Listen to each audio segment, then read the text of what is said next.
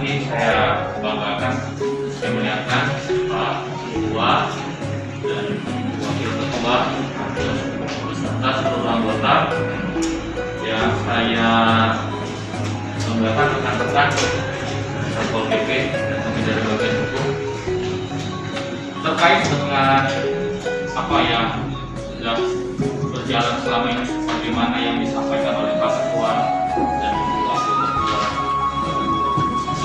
bahwa kami seyogyanya memang untuk rancangan perda ini awal tahun sudah ada ini. Jadi kami mengejar pada waktu itu terkait dengan beberapa PR yang harus segera dilaksanakan. Ini juga akhirnya terdampak kepada kegiatan penanganan COVID yang pada waktu itu kita ingin mencari perdanya belum ada. Jadi sehingga kami melihat dengan adanya ini menjadi suatu hal yang baik saat ini, dan sebagaimana yang sudah dibahas sebelumnya ada 25, kemudian sekarang menjadi 15. Ini karena ketika kami melihat dari beberapa perda yang kewenangannya ternyata sama dan bahkan lebih detail, sehingga kami tidak menuangkan lagi. Itu bagian daripada penyederhanaan. Itu diantaranya tertib reklame, kemudian KTR, kemudian tertib aset milik daerah, kemudian tertib pajak dan retribusi, kemudian tertib usaha parkiran.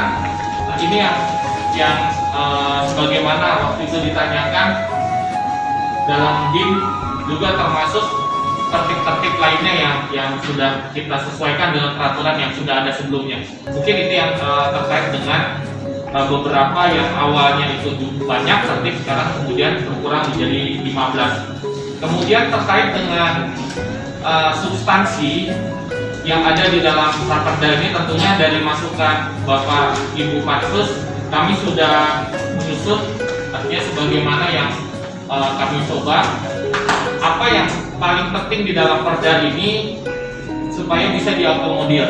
Tentunya sebagaimana yang disampaikan oleh Ibu Ketua, kalau untuk mencari kesempurnaan ini pasti akan banyak terus perubahan-perubahan. Tetapi setidaknya apa yang kita peroleh dari beberapa pembahasan ini, kami akan menuangkan jika nanti ada perubahan, mungkin kami akan menuangkan di dalam perwali. Jadi ada beberapa hal, tetapi bukan sifatnya yang substansif.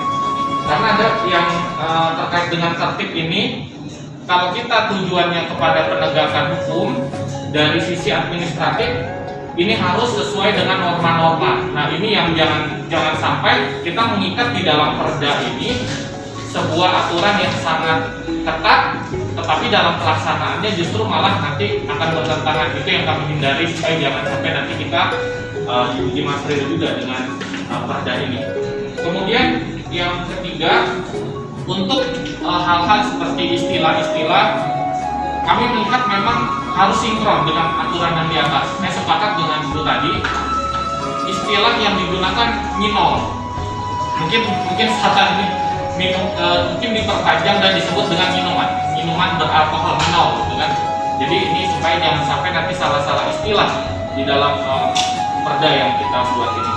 Kemudian terkait dengan beberapa hierarki peraturan perundang-undangan, tentunya kami melihat ada beberapa hal yang nanti ada yang bisa kita masukkan dan ada yang tidak kita masukkan. Karena ada dalam peraturan itu yang masih juga diajukan ke Mahkamah Konstitusi untuk diajukan revisi. Mungkin itu nanti Ibu atau Pak Ketua, Ibu nanti yang kami tidak akan masukkan di dalam konsideran mengingat. Karena kami akan merujuk juga, khawatirnya ketika kita sepakati ternyata nanti